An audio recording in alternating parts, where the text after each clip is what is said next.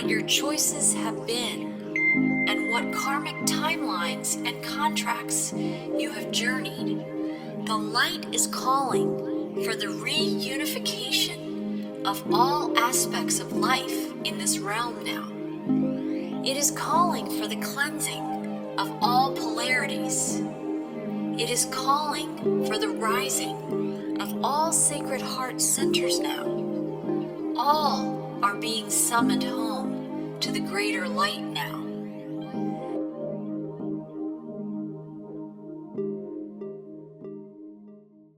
Hi, and welcome everyone to Whole Soul Mastery's Live Well, Live Whole podcast series. I'm here today with Ameera Atlantis, who is going to be sharing I feel like there's just these sparkles in the energies of our connections. I think it's the Andaras talking. Mm-hmm. We're going to talk about a lot of things tonight. But that is how I found you, is through this awakening. I had an Andara awakening. The Andaras have awakened me in a much bigger way than ever before. So I'm so excited to be talking with you. I'm Marie Mohler. I'm an author, an intuitive, and a Lemurian, and I connect with the Arcturians. It's so interesting when we have these pieces of our soul history that combine to form who we are. And for the longest time, I was so all about Lemuria. And then these messages of Arcturus were coming in. They came and found me. I wasn't looking for that. And then I've been channeling these messages from the Arcturians, but there's a lot of Lemurian frequencies sprinkled into every single message that I share. And you carry those Lemuria codes and the Atlantean codes. And so I thought, first of all, I just want to thank you. I want to thank you for joining me today. Thank you for being here. I know our audience is going to be excited to hear what we're talking about today. And I wanted to just start off by, can you tell a little bit about your story and how you Yeah, awakened absolutely. to, yeah, your Atlantean connections and the Mer folk and everybody. Yeah, all of Okay, sure. So professionally, I go by Ameera Atlantis.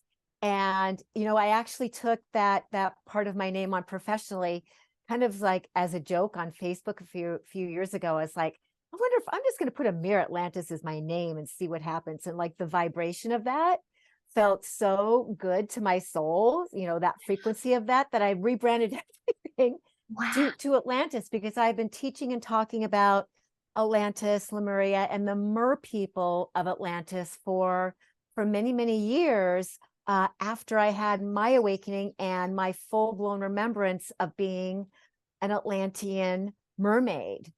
And so kind of backtrack up to my life. I was married and living in the suburbs of Arizona, had 3 children, including a little baby, driving a minivan. And this was about 14, 15 years ago, right? And I just thought that was going to be my life. I just thought that was going to be my life. And you know how you look back before your awakening, before you get the big awakening, and you remember like the little taps from spirit or the shoves from spirit that you ignore, Right. that you don't pay attention to, right? Until something really dramatic sometimes has to happen to like jar us, sometimes quite dramatically, into an awakening. And so in December of 2004, and mind you, I was a very unawakened individual my whole life.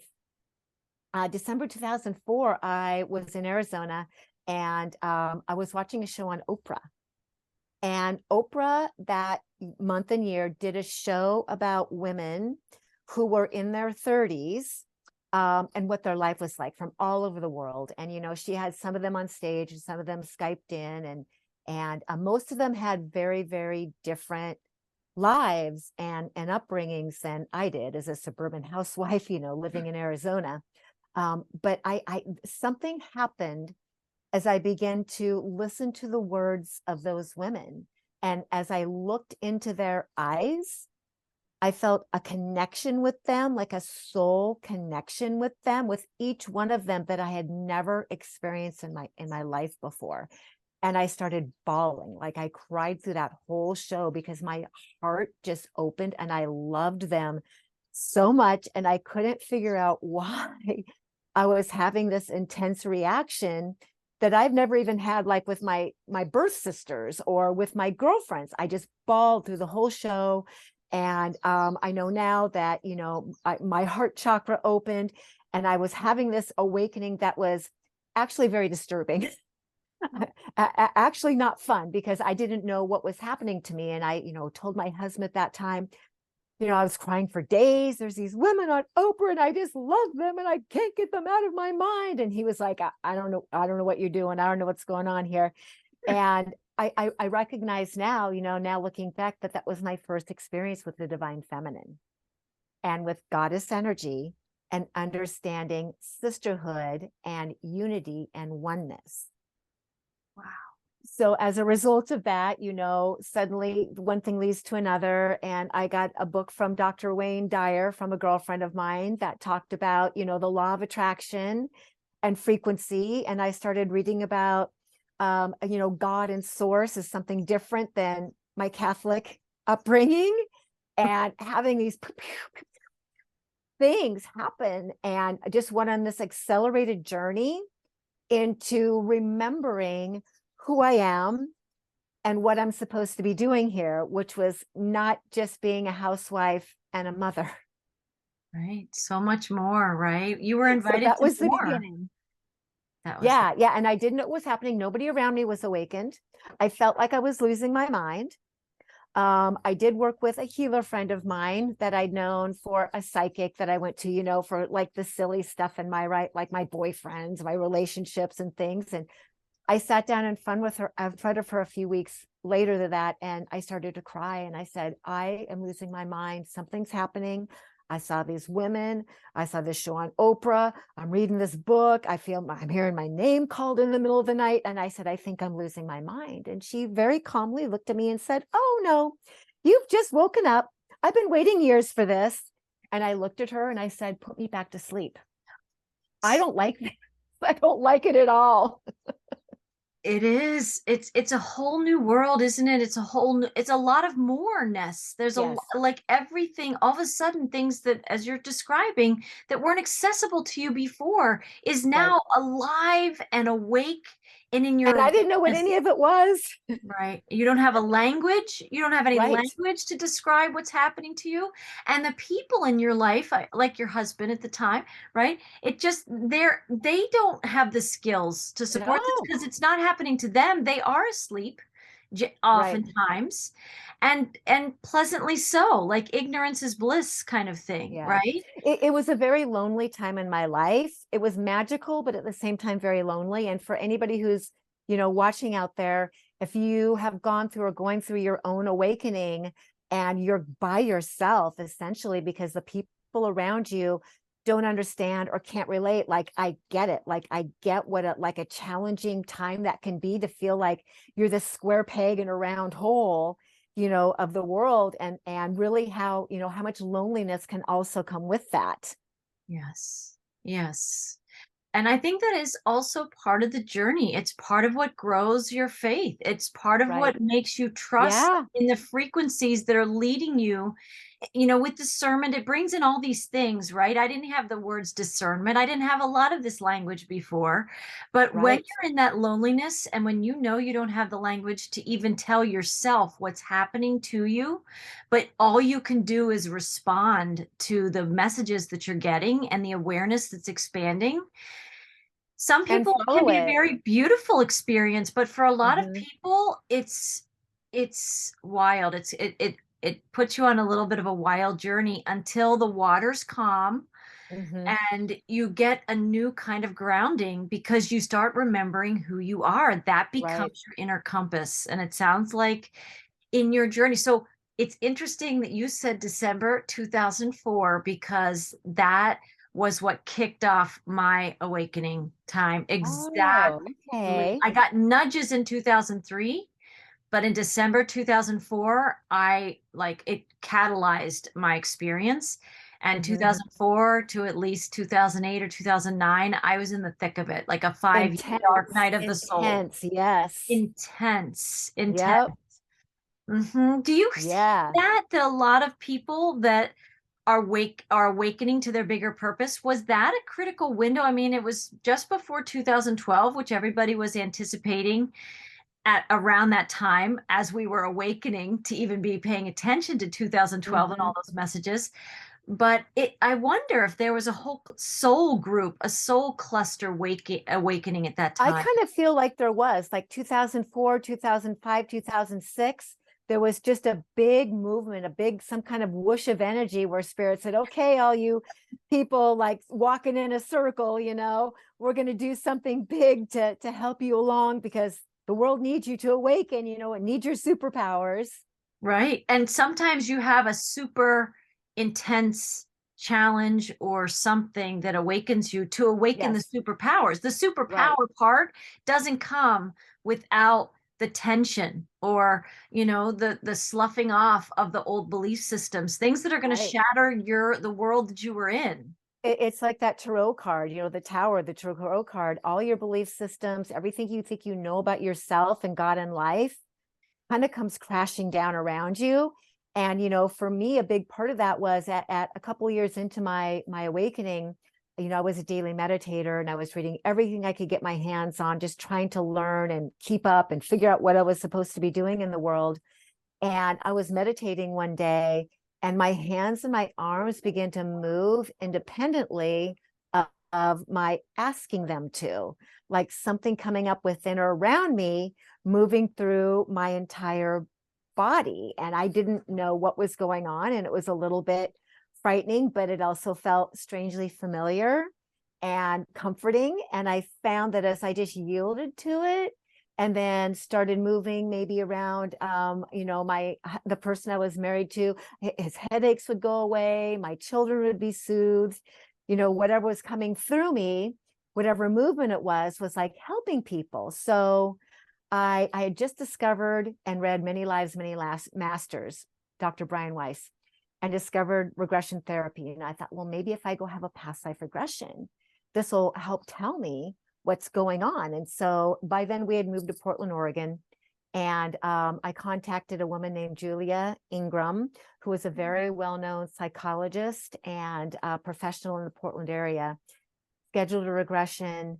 She put me down on her couch, talked me into the hypnosis, and I went like this somatically. I'm a mermaid, diving up and down on her couch, looking at this underwater city. And all I could think was, this woman is going to think I'm crazy for saying, because I didn't even think mermaids were a real thing back then. Right. And she just encouraged me and acknowledged what was happening and asked me more questions. And I went into a full-blown remembrance of being in a mer body, going down to an underwater city, which I would later learn was Merlantis, and then stepping into my mermaid lineage, my Atlantean lineage, learning everything I could about the mer world, Atlantis, how they're connected, and starting to bring that back out into the world.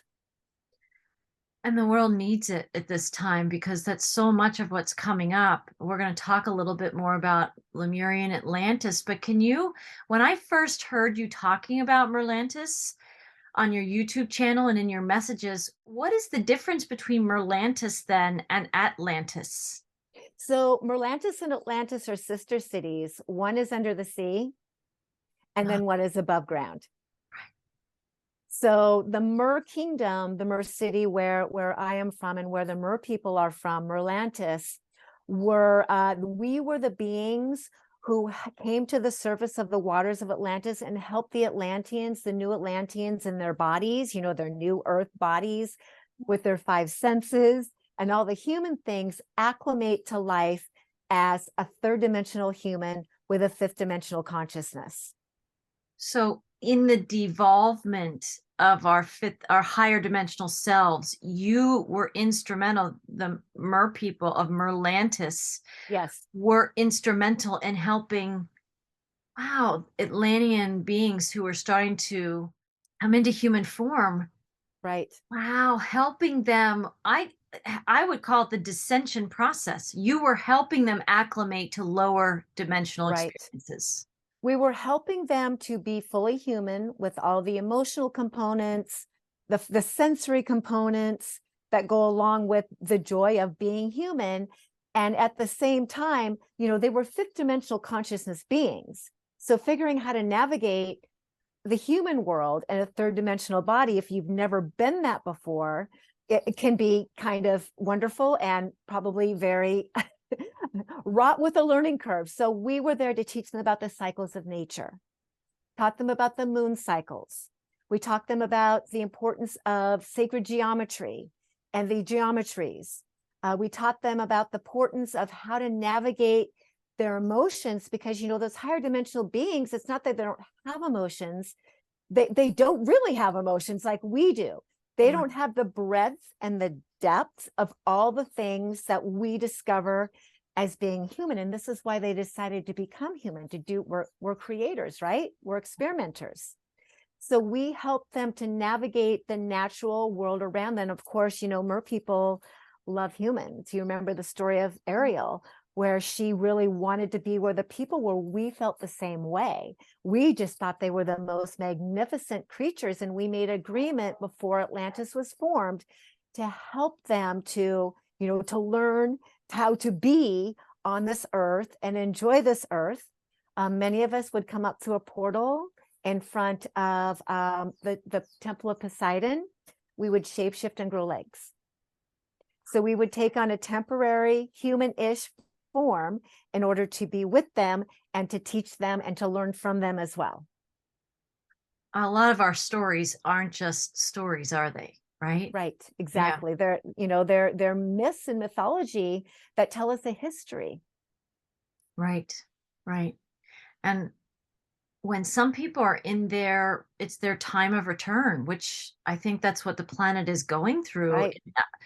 In a recent message I got from the guides, just this last month, they were saying Ascension is now required. Like it's a requirement for those who are going to stay. We have to raise our frequency. So I would imagine if the Mer people helped us acclimate to these lower density and these physical bodies, then you're here to help us rise.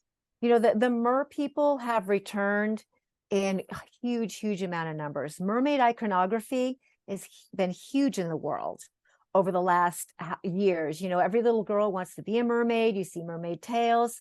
There's a reason that iconography has come out of the unconscious and returned to the conscious, because we have reincarnated to once again help humanity with now the ascension process. So the Mer hold the templates of the divine feminine. So we hear the rise of the goddess and the feminine rising. The Mer beings hold those templates. We hold those grids through the element of water. So there are many people now who feel like them. I talk to women and some men all the time who just know that they are an incarnated mermaid, either Lemurian or Atlantean. And so I give them that validation that yes, that is your lineage. That is what that is the line of energy, the aspect you are here to hold and bring and regift the earth. That, along with the integration of the reunionization and harmonization of the divine masculine and the divine feminine. It makes so much sense. Like in all this duality, we're coming back into complementary polarity, where we're integrating, like you're saying. And whether people are doing this consciously or unconsciously, it's more joyful and it's a little bit easier with a little more grace if you're conscious of it. You can struggle a little bit more or even resist it, but we're all being called into that integration. Yes. I think many of us have journeyed into some of that resistance, and but we know what it's like when you finally drop the resistance. It gets so much easier. Right. And I think your messages that you bring through it's empowering. It's like an invitation. It's like welcoming. It's almost like inviting people into their own birth canal, if you will. Right. From this womb of experience that we've been in to birth into the next level of incarnational experiences. Right. Well, and that goes hand in hand with that, after I had that past life regression, it affected me so deeply and changed my life so profoundly that I worked with my regression therapist and went through 3 levels of past life regression training, because I wanted to give other people the experience that I had, that firsthand knowledge and soul reconnection to, your origins, your mission, your purpose, your gifts, and the fact that we're multidimensional beings. Like, we exist on many lines of time simultaneously.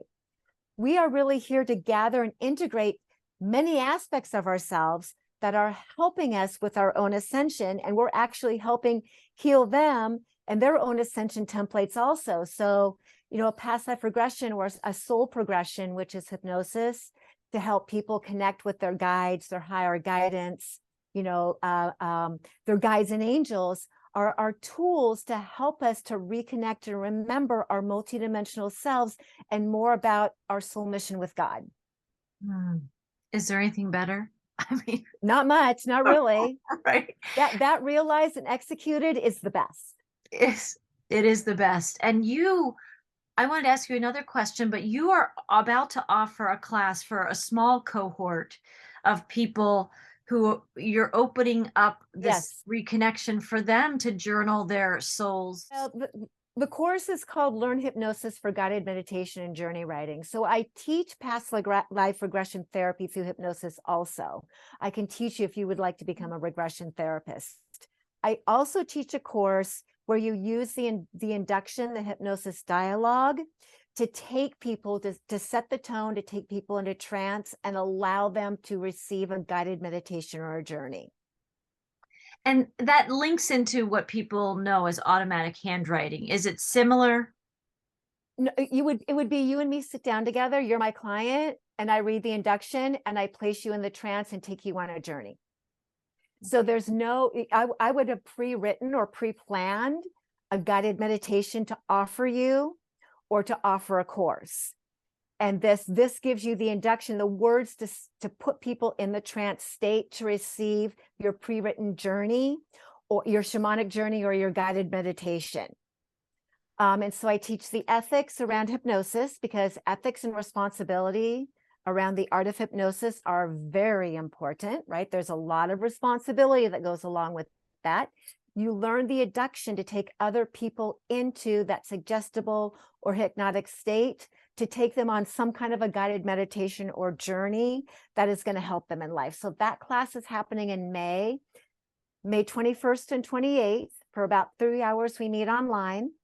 We learn the induction. I teach you how to execute the art of hypnosis for your clients and students, help you write guided meditations and journeys. And then we also have a one-on-one meeting together, so that I can help you kind of hone for your specific audience, for your specific courses and things like that. Wow.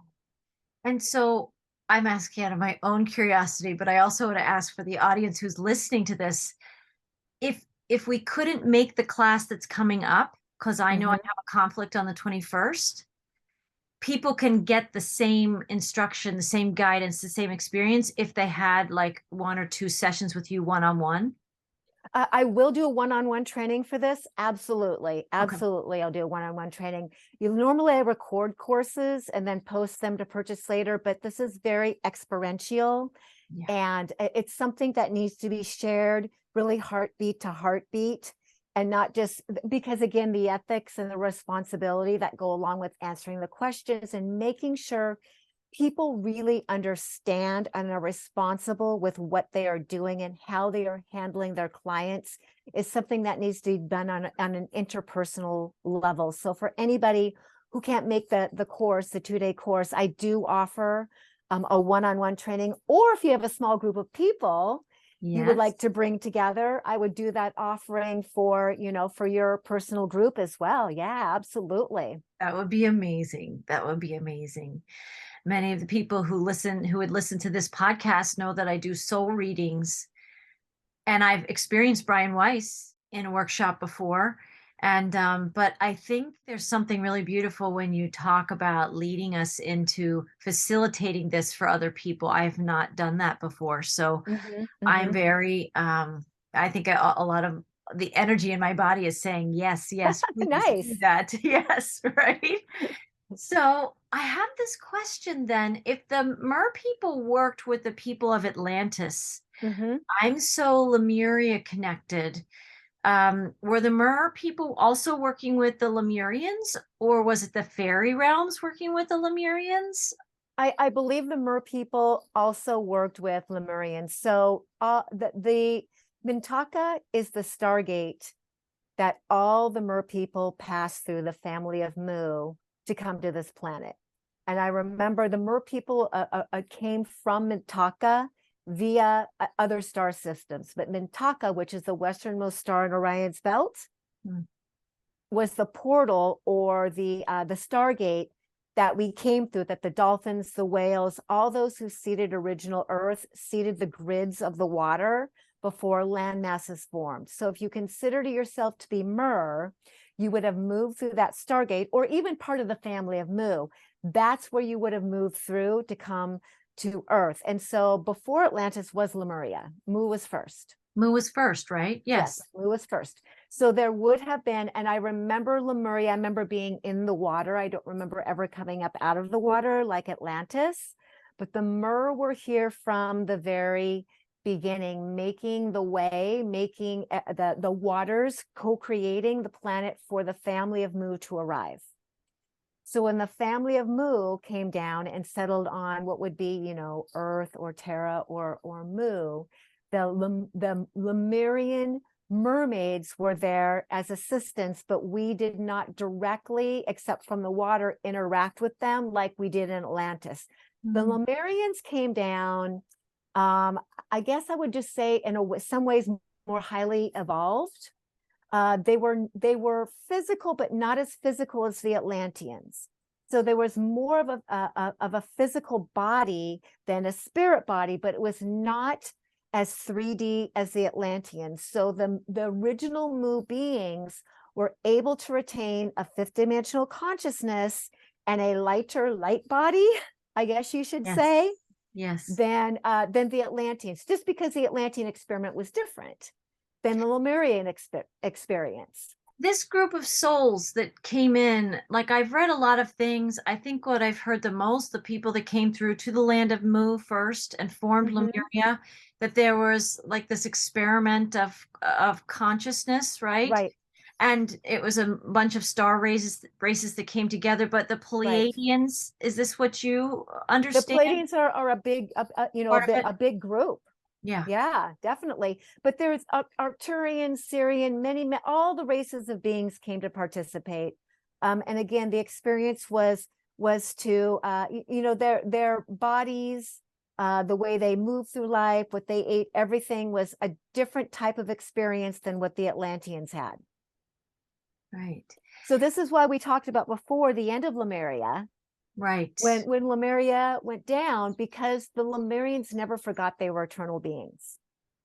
They recognized it was the end of an era, the end of an epoch, and time for something else. They knew there was no death, and they knew that they were eternal beings, and they held hands and they sang, and they went under the waves knowing that they were going to rise right back up again and be fine. And for those, you mentioned who maybe lamented a little bit more in Lemuria and suffer a little bit more, I believe that was some Lemurians who chose to take on more of physical density. You could create yourself kind of however you wanted from one end of the spectrum to the other if you were Lemurian. I believe some of the Lemurians wanted to take on more of a human physical form, which might mean that there's a little bit of not fall in a bad way, but a descension in consciousness that would just kind of go hand in hand, because again, we're experimenters, we're creators. Right. And we know when it's time, we'll create our way right back out, right? Yep, exactly. It's like, I think I'm done with this part of the experiment. I'm going to try this part. I'm going to see what this is like. Right. Well, I was sharing that before we got on this call, and I've said it in some other podcasts before, but the furthest back memory that I have, which is pretty far back if you can remember Lemuria, right? It is pretty far back, but I think I could go a little farther if I attend one of your classes. Sure. It was being in the water when, even though they knew there was an end of an epoch, they thought that there was more time. They thought they had more time. And I think they thought they had like another 12-ish thousand years, which for them, time was different then, but they still felt like they had more time. So it still was sudden and unexpected when it happened. Right. And I remember being in the water with like floating pieces of Lemuria in the cataclysmic energy. And I just remember being with my colleagues and my peers, like my beloved soul siblings, right, with me. And they must have still, I had never had that language before, must have been beings who chose to stay more in their light body, weren't Yeah. identifying with this physical body as much. But I had a lot of the consciousness they had, but I was identified with this. I was identified more with, I don't know if it was a righteousness. I'd have to really close my eyes and feel into the vibration, but almost like what became in future lives from then, a bit of activism of what had been done to us by the Atlanteans. I was Right. holding on to that Yes. and I Well, couldn't let it go. yes. And Not part for of a being long time. human is we attach. Being human, no matter how much we hear, non-attachment, whatever, we're human and it's natural for us to attach. We attach to people. We attach to our belongings. We attach to situations, right? We have emotional attachments to things and other people and experiences. And that really is just a natural part of being human. So what you experienced, that was you stepping more into your human self and seeing what the contrast of that was going to be like. And Yes. along with that also comes some emotions that are not so pleasant once No. you step over that line in that realm. But again, that's just you being a creative being and wanting to understand what it is like to have attachments and to feel human. Yeah. And there was a commitment made to myself, which I've journeyed since then. And this is a bit of a full circle lifetime for me. From that, I wanted to understand what my family around me in the waters knew that I wasn't like, I remembered feeling, how was I not seeing? What Mm-hmm. was I not knowing that they knew? And Mm-hmm. I think in my lifetimes of experience, I've been looking for those clues of where's the truth in the Yeah. density? Where is the truth in the illusion that this is, right?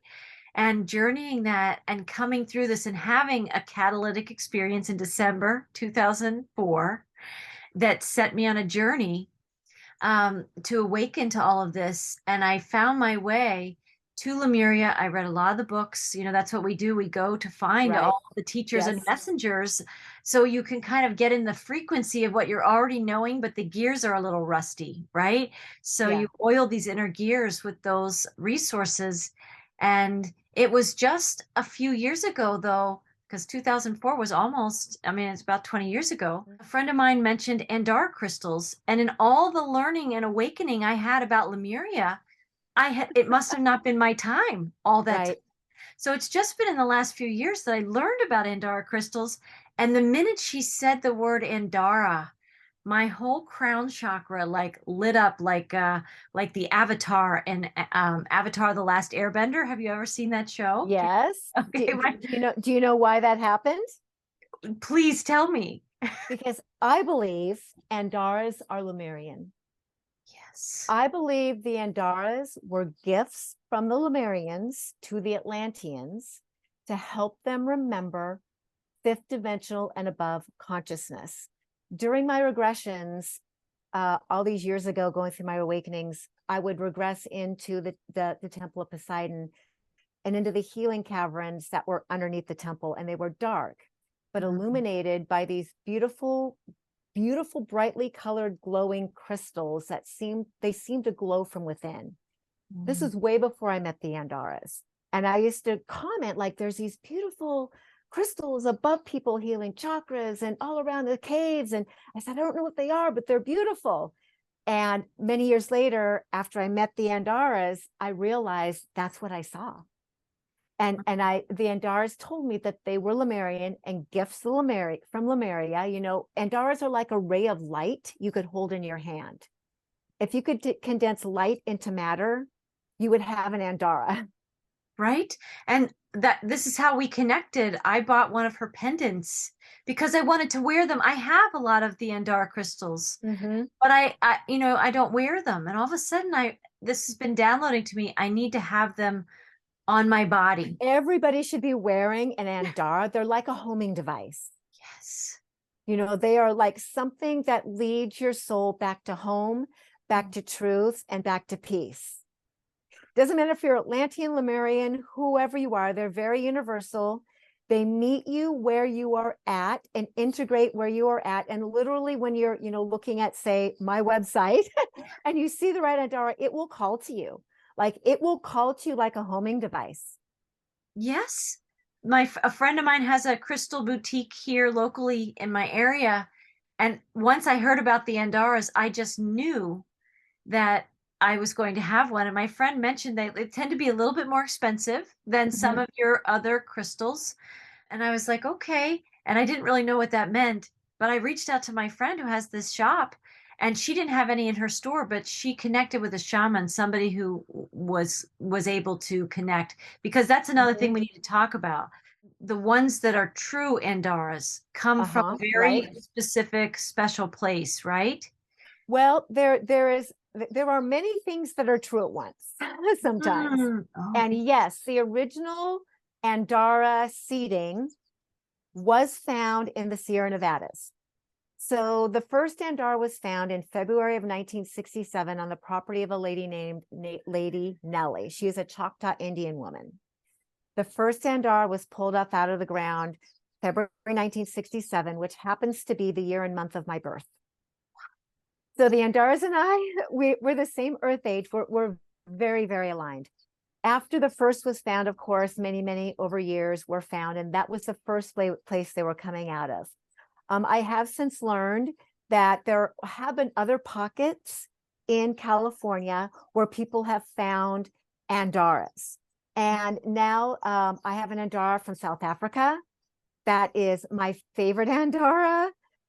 There are some Andaras coming out of Indonesia also. So there are other places that are delivering Andaras. They're kind of, the Andara craze is on. I mean, they're everywhere. But there are also a lot of Andaras that are not true. They're not real. They're fabricated. I would say anything that you have been told comes out of China, don't buy it. Don't buy anything somebody says this came from China. It's just pretty glass. Right.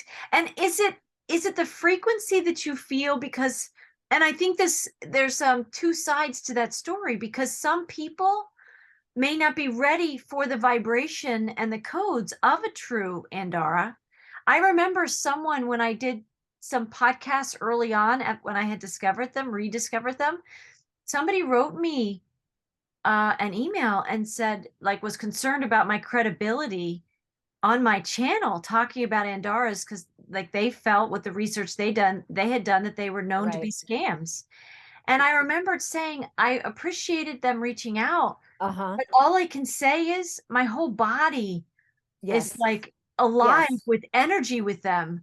And so I think that some people could even be holding a true Andara, and if they don't have the song of that Andara or that frequency in their energy field, they won't hear it. They won't feel it. Do you find that? Well, and I think that can be true, especially if somebody has done research and then picked one up because their subconscious have already decided it's fake.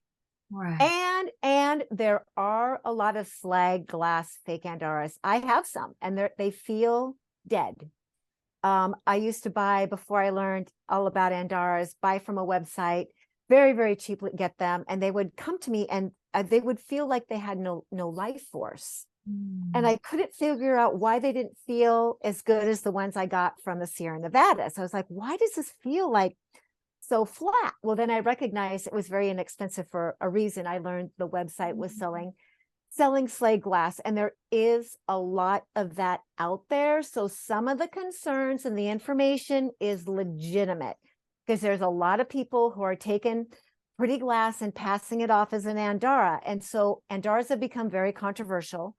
But like you, anybody who has held a true Andara, and Andara treasure chest, I send out Andaras out to very aligned, high consciousness healers, teachers, people who get them, and they have the same reaction you do. Like their body, something inside of them just reawakens, and you get an alignment from the center of your body that moves up through the ground, down to the earth, back out to the side, right? And it just lights up and illuminates all the electromagnetic particles of your body to that remembrance of, well, especially Mu, you know, particularly Mu and the origins of Mu. But anytime that you have in a past life or other life interacted with an Andara, that essence, that energy will come back to you. And you know when you have a true Andara in your hand because you feel it to your core. You feel it to your core. And my friend that I reached out to, the shaman got back to her and he had them all these Andaras that I believe were high frequency, and she's high frequency being. And they were all the different colors. And I was just to pick from this picture which one felt like it Yeah. was for me, right? And I saw this one on that blanket and I knew Yeah. it was for You me. knew that And was just yours. it's like you see in movies where like That fantasy movies. color, that teal color, I call that the Mintonkan blue. Like, to me, that is the essence. I have some of that color on my website. That is the essence of Mintaka. So it's no wonder, because you're part of the family of Mu. It's no Right? wonder that one that one hollered at you. It's so helpful.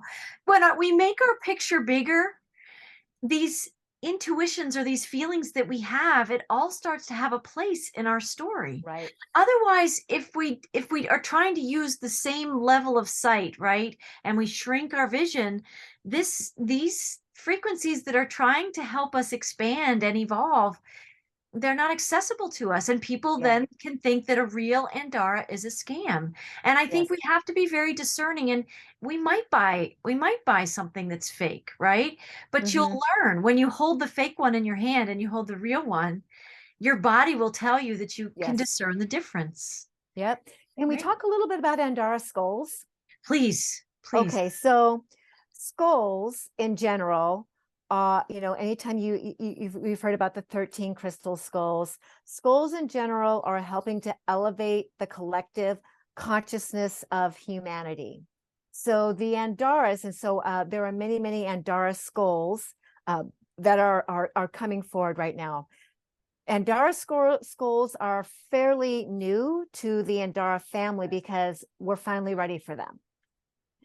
Mm. The skull, and you know, and anything that has a particular shape is going to have the frequency of what it holds. You know, so a skull, like for instance, this is one of the skulls that I offer. This is an Atlantean gold man. Wow. Okay, so the Atlantean skulls are taking our consciousness, the consciousness of humanity, our learning, our growth, and our connection to lands like Mu and Atlantis, and bringing them down into, you know, into form. And when you connect, or when you have a skull or wearing a skull pendant, hey, you're actually carrying something that is talking to the most ancient part of your brain, and talking to most ancient part of your subconscious memories and waking that up. So the Andara skulls in particular are aligning people to soul purpose, soul mission, past lives, other lives, multidimensional lives, and helping people like pull in more of their authentic soul truth and execute their ascension out into the world, or execute their ascension and, you know, and growth potential, I guess you would say. So if you're interested in the Andara, the skulls are, and I have lots of them on my website, and skull pendants, they're kind of next level. Wow. They feel next level, Yeah. right? Yeah, and you have to be attuned. That's what happens when you get your first Andaras. That for me, it was this one, right? Yeah. And then when you get your tuning up, and then you They get will to a attune place. you. They will attune you. They Yes. will meet you where you're at. I don't believe anybody gets an Andara unless they're ready for it. Mm. Okay, so if you're attracted to an Andara, if an Andara comes your way, it's because you're ready for it. It's because your soul has called out to the Andara family, to the essence of the Andara, and even it will meet you where you are at, even if it shocks you a little bit for the moment. You know, you will integrate and calibrate because that Andara has the innate wisdom to come to you and raise you higher. So it won't make you, it used to be like when Andaras were new, people would get an Andara and they would be like, I can't sleep. What's going on, right? I've got this thing, it's blowing my circuits. Humanity has raised enough in consciousness that now you get them. It's kind of a momentary integration, and then you can follow along as the Andara takes you on a journey. And can I add to that? That's so powerful, because often when I would shop and feel a particular crystal that was meant for me, whether it was quartz crystal or Yeah, whatever that might be, it was to support me in my right. work, to receive messages, for me to be a channel. It would like raise my frequency basically, or it Yes. would support me to focus, or whatever that might be. But the Andara crystals feel like, at least for me, that they have messages they want to give to us. Yes, they do. And They're they will talking. They're activate talking all your other crystals. crystals. They will activate all your other crystals.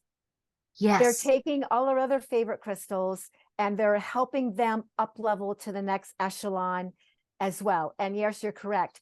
Andaras have messages. You'll hear your Andara give you a message right off the computer screen when you find the right one. Exactly. And it's so powerful, like this, and it makes everything. This is one of the ways people can tap into the magic. And they can be open to it if they look at your site and they feel like, for what, maybe they'd have, say somebody has the experience, they don't feel one talking, look again, look the Yeah. next day, look another week from now. Maybe the one that was meant to talk to you just wanted your attention. Yes. And now you go back and you will find the one that's meant for you, right? You might find many that are meant for you. Most people go and they're like, oh my gosh, there's like 20 of these I want. Well, how do I decide? Well, the good news is there's never a wrong choice.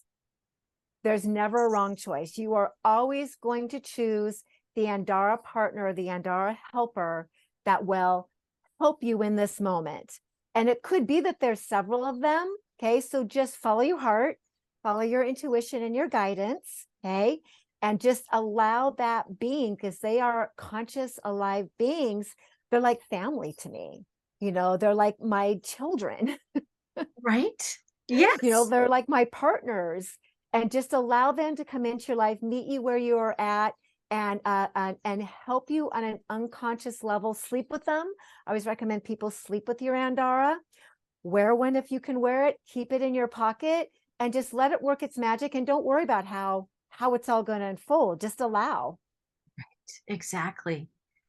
Exactly. For me, I think there's always this, maybe it is a Mer. I have never connected with like my ancient past of being part of the Mer people, but it sounds like it's very possible with my connections to you and this particular crystal. And there's a song. I think that there's like, we all have a soul signature that's a song frequency. And I think the Andaras have a song. And I think that's why we are instruments and they're an instrument. And when you resonate at the frequency, just like musical instruments do, then that's what this is meant to do, that the world begins to It's a become, harmonization. It's a right? harmonization. Yes. It is so beautiful. It was so beautiful. There's so many things I would love to talk to you about or delve a little deeper. Maybe we can do this again. But I wanted to bring up two more things that you offer on your website briefly here. One is it the New Atlantis Rising? It's the New Rising of Atlantis. It's like a church community, The temple of the New Atlantis. Yes. Yes. Okay. So back when we were in COVID and everybody was losing their jobs or getting kicked out of school because they needed to be vaccinated. I felt very emotional about that. I felt very emotional about people's choice for body sovereignty being removed and people basically being forced to feed their families or not, overtaking something they felt was against the biochemistry of their body and their ethics and their own integrity. I felt very strongly about that. And I'm a runner and I was out running and I was just fuming to God, you know, I'm like, how can I do? What about this? You know, these people need an exemption, you know, they need, you know, a religious exemption or some kind of a medical exemption to, you know, to be able to bypass this. So people like have a choice to stay true to themselves. Right. And I'm fuming to God about this. And I hear this voice say, well, Ameera, start a church. I went, what? Yeah. Start a church and write your own exemption. I was like, I can do that. Because I have these conversations, right? And they're like, of course you can. And so I was like, wow. And I did a little video on Facebook after that. I said, you know, I got this message, you guys. to start a church, like a nonprofit church, and write my own religious exemption. So those of you who are struggling with this have the ability to make a choice. And, I got great response from it, and found out one thing after another, found out how to form a private ministry association and an unincorporated association that is not associated with any type of government entity. So my private ministry association is not in the public sector. It is in the private sector.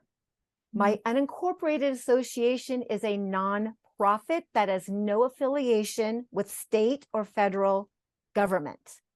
I have an EIN, an employment identification number, simply for checking account purposes only. And I started this church, within a couple of weeks. I had a website.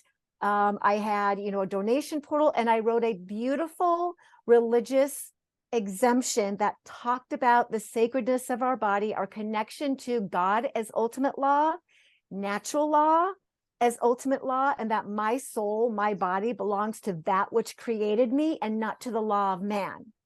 And I put that out there in the world, and I had overwhelming responsibility. I asked $22 for a donation, optional, to help me fund everything that I was doing to create the church. And I sent out dozens and dozens of these exemption forms to people, saved many, many jobs. I don't even know how many jobs, kept people in school, and, had these people who had the option to join the Temple of the New Atlantis by choice if they wanted to. And I'm co-creating a community online, a safe and sacred space for those of us who know and understand and walk universal God's law as the ultimate. And also those of us who are in alignment with co-creating the new Earth Atlantis timelines is what I called it. We are co-creating, we are writing and course correcting the Atlantean timelines, the timeline that happened 13,000 years ago at the end during the last fall. We are actually now course creating and healing that spiral of time, all the experiments, the AI, all the things that you see out in the world now. Of course, we're repeating them because we have to heal them. Right. We have to go back into the thick of it and make a new choice. And the new choice is going to be to choose the organic, to choose what God has made, choose our souls.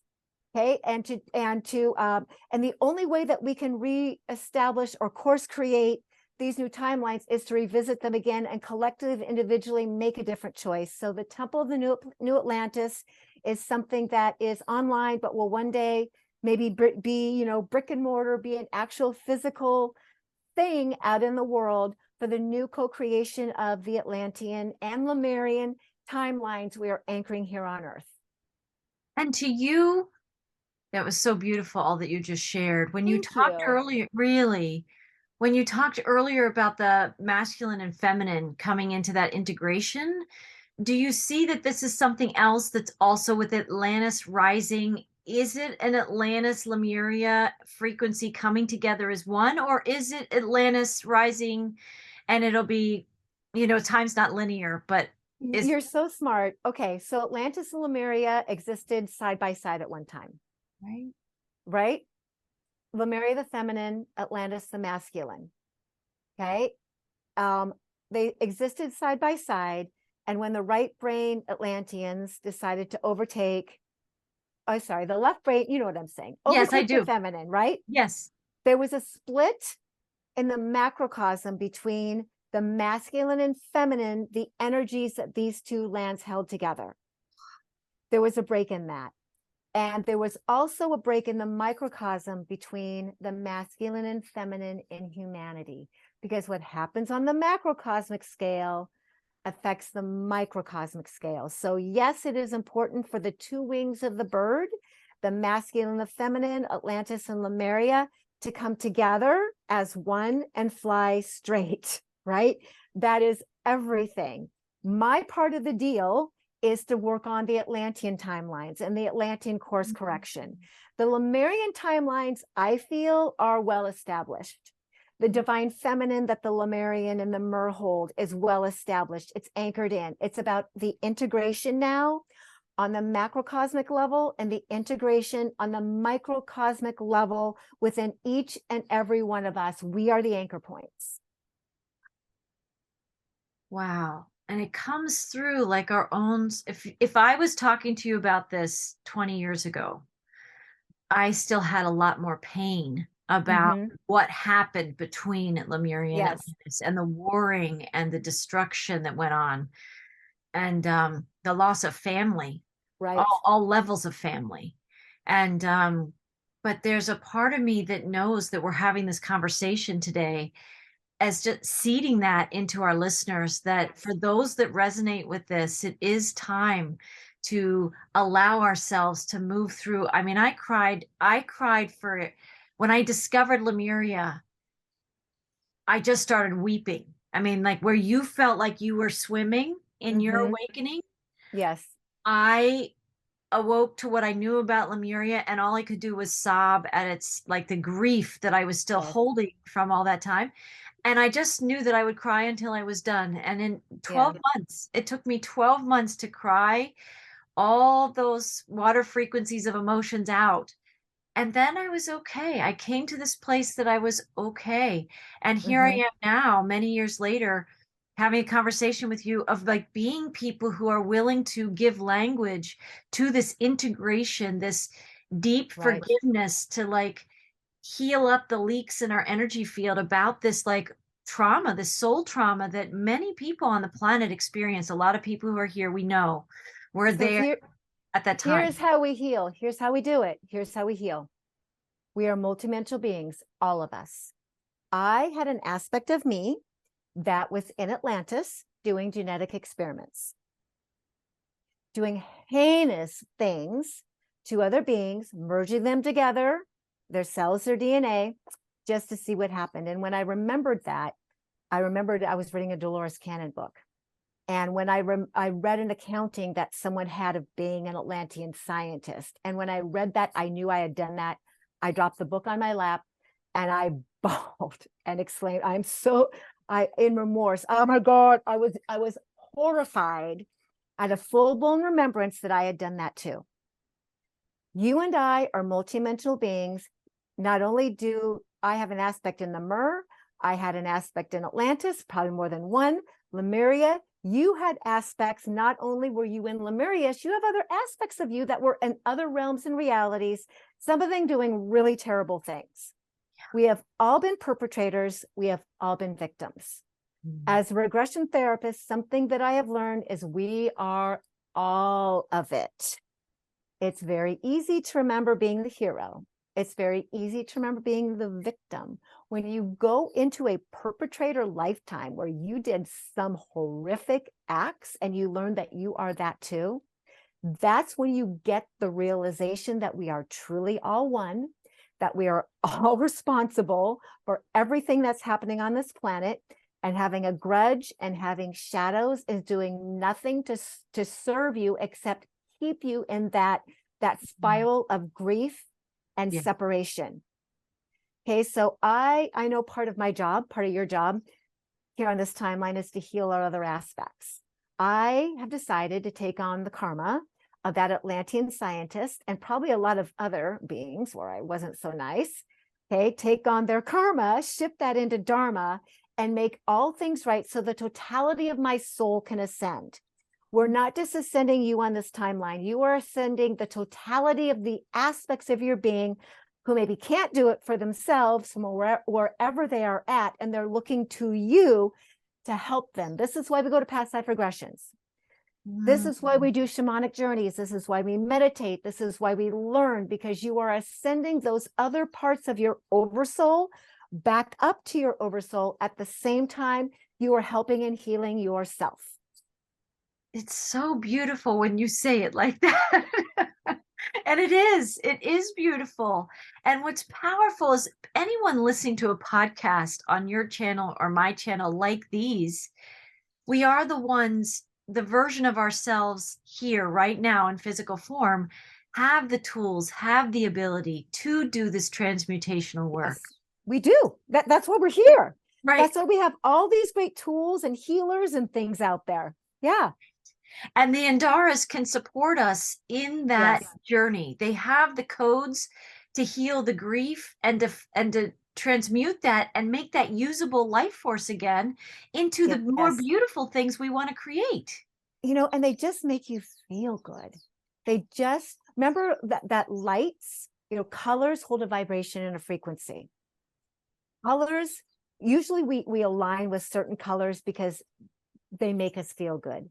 When you receive an Andara that has that light frequency or that color, that hue that your soul recognizes, there's something about it that is so joyful and healing and pleasant, and they just make you feel better. And that's really one of the keys to creating is joy, right? Being happy, creating from a place of like joy. Right. So I guess I'll ask this maybe as we close out and with the Andaras, and it's interesting. I associate another level of my awakening in the last few years with this Andara awakening, taking me to another level. When I look at your Andaras on your website, which is ameeraatlantis.com, right? That's your website? Right. That's my website. And then the store is andaratreasurechest.com. AndaraTreasureChest.com. So I know a lot of people are going to be shopping. Can I give you a discount code? Can I give everybody a discount Please, code? Okay. please. So I kind of leave this on evergreen. So even if you're watching this in 5 years, it'll still be on there.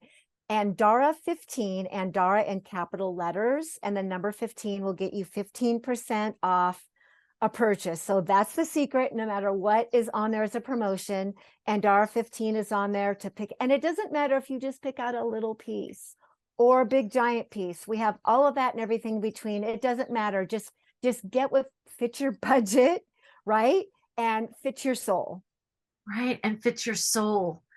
And that's what I was feeling. Like, I know those skulls, like you said, that's next level. I feel an attraction to that. So I'm going to be going and looking. But it's the same thing because you can get crystal skulls in other gemstones, and certain ones will call and certain ones won't.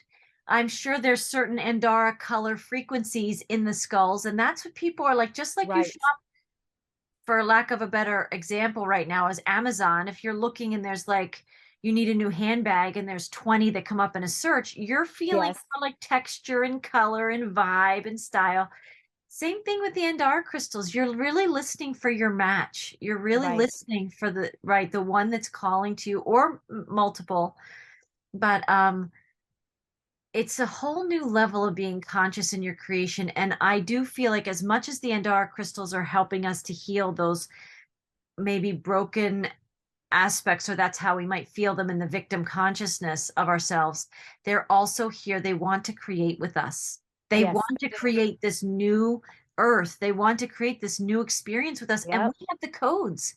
We just have to unlock those codes, and Andaras can help, right? Yes, absolutely. They're here to be of service. Yes. Yes. Well, I feel that like I'm having like goosebumps all over my body, or I'll call them Andara bumps. Something's happening here. And I want to thank you. I want to thank you for podcasting with me today. I would love to do this again sometime. I want to look into talking with you about putting together a little group and doing the class. But anybody listening to this could do the same, or they could also go through a link to the current class that you're offering May 21st. Just hit the book now button. All the classes come up. Everything comes up. They can see, right? And they can reach out to you. If what they're looking for isn't there, they should just reach out to you and ask. Yes, absolutely. Okay, that's fantastic. Well, thank you, Marie. Thank you so much. You. Yeah, thank you for allowing me to express myself. It's so beautiful. I'm still bathing in the energies. Like you're a living Andara frequency. That's kind of right. Yep. That's how I feel. Right. And to our audience, don't you want to feel that? Right? Doesn't everybody want to feel that? And then be in service to source in full alignment. We're all doing this, all of us, every single one of us. The call has been put out. The invitation is there. And you just have to get still long enough to hear it and feel it. And then do things like go Andara shopping and really pay attention to colors in your life and the kind of the colored frequencies you're wearing. That can do a lot to like just reset your day. If you've had a tough moment or a tough interaction, go outside, tune into colors of nature and tune into these Right. crystals. And you can even just look on our website. That's what I did. I just drank in the energies of Andaras through the screen, because they reach you. They reach you. Yes. Right? So thank you, everybody. And hopefully we'll do this again soon. Blessings. Aloha.